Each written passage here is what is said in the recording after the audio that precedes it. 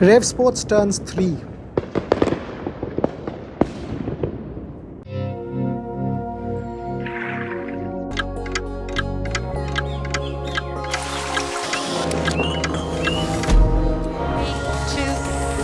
And on air.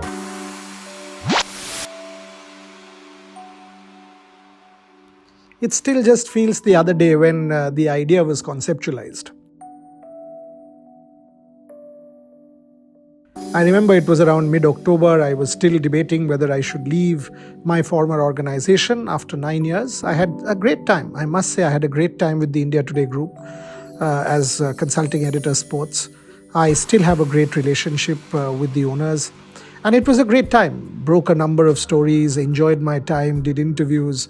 There was complete freedom to work. So all said and done, it was a great time. But I thought I was stagnating in the sense there was no competition really, and there was nothing much to do beyond the space that I had already kind of made my own.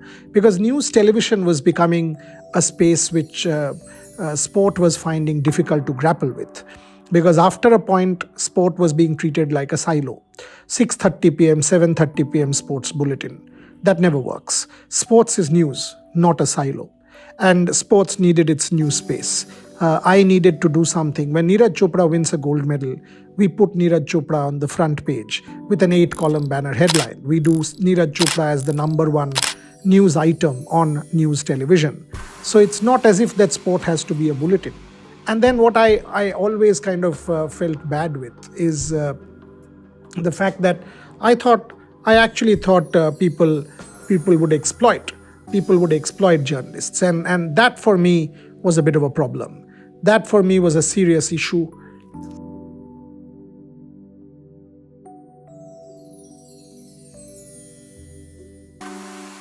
That's where the idea came from. I felt there was a bit of discrimination. Take this, that news editors who hardly understand sport, by the way, all of a sudden become sports journalists when India wins the World Cup, or there is a gold medal or a medal at the Olympic Games or the Paralympic Games, and they would ask the sports journalist to get that particular person, whether it's the captain of India in cricket or a gold medal winner or a silver medal winner, on the show.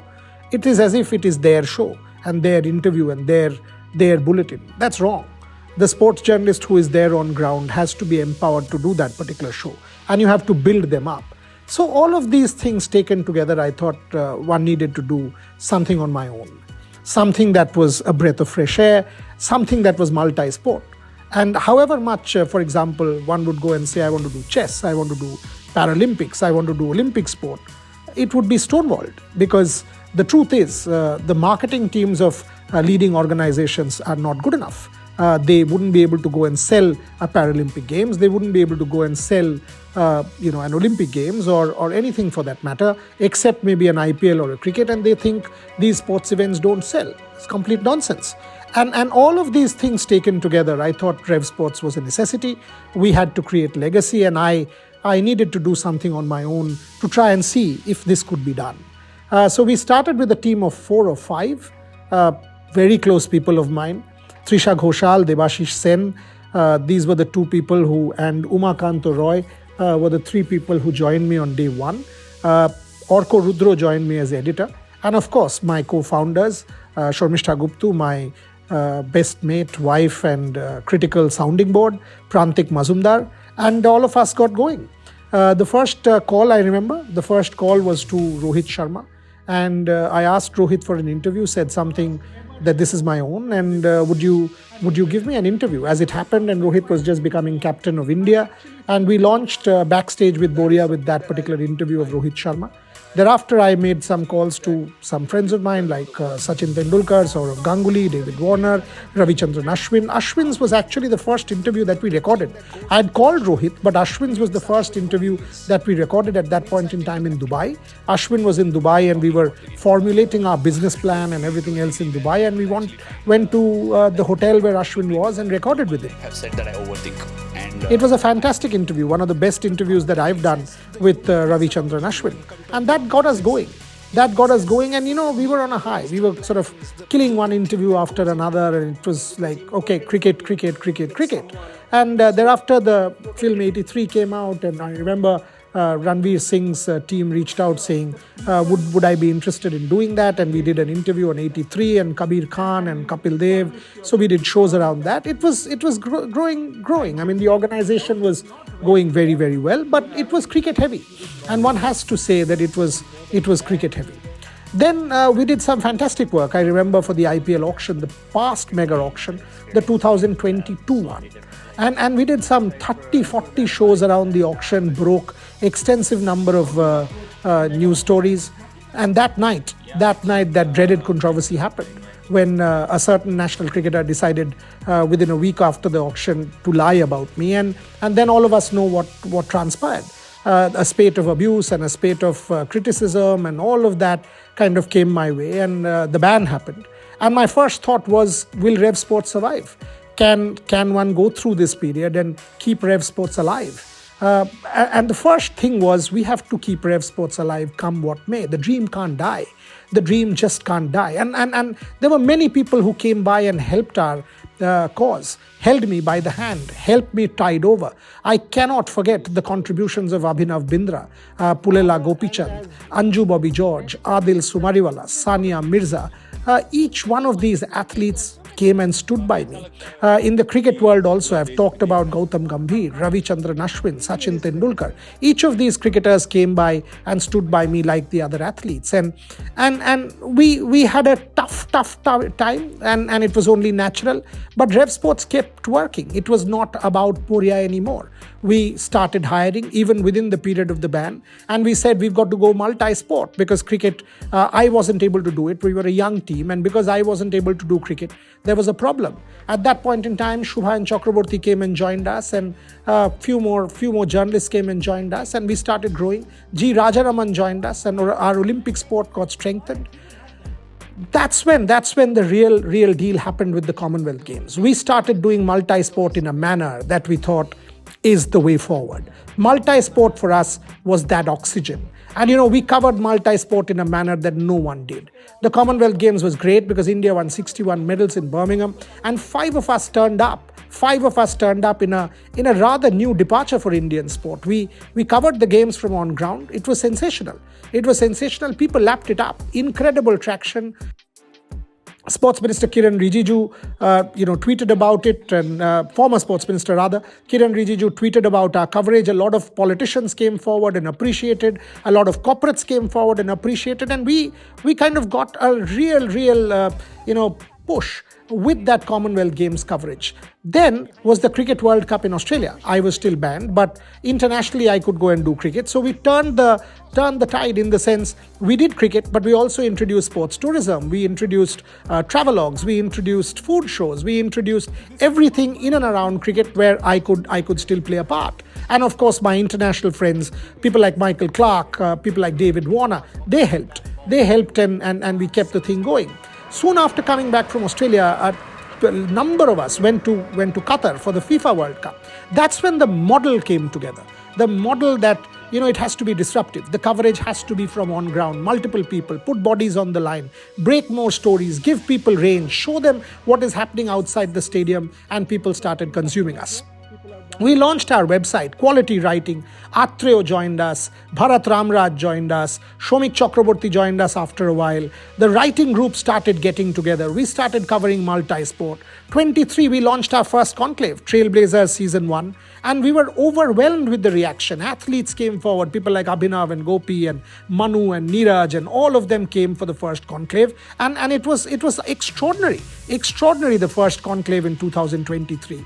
It was a day-long affair, and we felt we should have done more, because at the end of the day, it was gratitude, it was respect that we had earned, and it was deep satisfaction. So overall, the RevSportz journey had taken off. Thereafter, we just didn't stop. The IPL happened, the World Test Championship happened. We had 5-6 people covering the WTC final. And by then, the Olympic planning had started. We planned the Olympic Games for a year and a half. We planned the Paralympic Games for a year and a half. We made our bookings. We made every plan. And then, 23 passed, 24, we made the conclave a 2-day affair. We kind of got 35 athletes to come to Calcutta to be a part of Trailblazers. We expanded the ambit. We added much more. And RevSportz was now a living reality. Then in the Olympics and the Paralympics, 7 people traveled to Paris for the Olympics, 5 of us for the Paralympics, and all of India we got appreciation from. We know that the army chief in Calcutta in a program said he consumed the Paralympics through our eyes, through our programming, through our writings. The kind of feedback, the Navdeep video, for example, went viral. A lot of our stories went viral. So that's kind of a ratification that we were on the right track. And this is a model that has started to work. Next year, already we've got 3 people in Australia and 5 more will travel. 5 more will travel in December, Jan. We will have the maximum coverage during the holiday season from Melbourne and from Sydney, because this is going to be a massive series. And 7-8 people from one media or organization working from on ground. By the way, we've bought tickets so that people can give you the fan experience, how it is like to sit in the gallery at the MCG or the SCG, and we will come out and report. A couple of our people are in Singapore for the chess. Next year, I can tell you from now, we will have multiple people at the Champions Trophy. We had multiple people at the Women's World Cup. We will have multiple people for the India-England. Our local football started coming together, led by Rahul Giri and Snehashish Mukherjee and Shopnil and some of the others. So our football reporting got strengthened. This is a multi-sport platform. For our conclave in 2025, it's now a 3-day affair, 6 to the 8th. We will have Olympic champions, Paralympic champions. We will have cricket, and also on day 3, which is 8th of March, International Women's Day, we will have a host of women athletes celebrating women's empowerment. As I said, the RevSportz journey has been a tumultuous one. When the editor-in-chief gets a ban for 2 years, it's supposedly a roadblock. But as Tendulkar keeps saying, convert every stone into a milestone. And that's what we tried to do. I must thank my team. Starting with Shormishta, everyone, whether it's Trisha, Debashish, Prantik, Vinod, Rohan, Rahul, Shopnil, Rohit, Shubhayan, Gargi, Ishan, Bharat, Atreo, Vaibhav, our young members who've joined us most recently, Obhinobo, Neil, Prakash is joining us, our senior colleagues like Rajaraman, Kannan, all of them, our finance team led by Mayur, my partners, every one of us believe in the vision. To my investors and a host of them who had our back, not one of them decided to leave during the ban or during the controversy, not one. To our corporate supporters led by a Tata Steel, one of India's flagship companies, a Coca-Cola, Bharat Serum and Vaccines led by Sanjeev Navangul, Wow Momo, an AGS Federal Life Insurance, a Federal Bank, an HSBC, a Shrachi Sports, a Fanatic Sports, Getter Fix, Activo Labs, Lal Baba Rice. I can name one after the other, and they have all had our back. So to have a vision is one thing. Then to have this level of support from colleagues, from corporates, from leaders, from athletes. And if you see the list of wishes, from people across, which we will put out as a special show on 1st December, you will know that RevSportz has received tremendous amount of love, satisfaction from people, and encouragement. Now the journey will not stop. At 3, we are almost a team of 50. At 4, we aspire to be 75, and the journey will grow. Multi-sport, disruptive coverage, on ground, from the venue is the norm. We will empower our journalists. We will send young people to cover. We will make careers. We will give people ammo to fulfill their aspirations. And ultimately, it is you, the viewer, who is at the core of it. Whether it is the reader for the website, and there are millions who read, there are thousands who watch, there are lakhs who watch, the critical feedback that comes our way, including constructive criticism, everything is welcome. This is a platform by journalists and for journalists. And as I said, this is a dream that all of us are living. Thank you very much for watching this. I hope you've enjoyed our journey, and I also hope that we will have your support going forward.